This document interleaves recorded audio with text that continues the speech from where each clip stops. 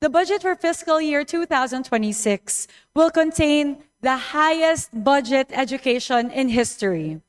With the 56.6 billion pesos added by the House of Representatives, the total budget for the education sector will be 1.28 trillion pesos, the highest ever in the history of our country.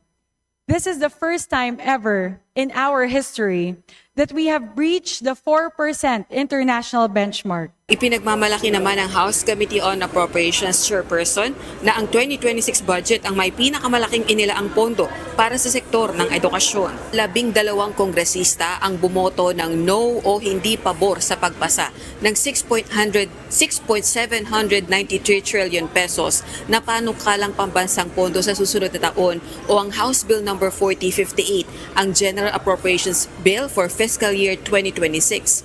287 naman mga kongresista ang bumoto ng pabor at 2 ang abstentions o tumangging bumoto.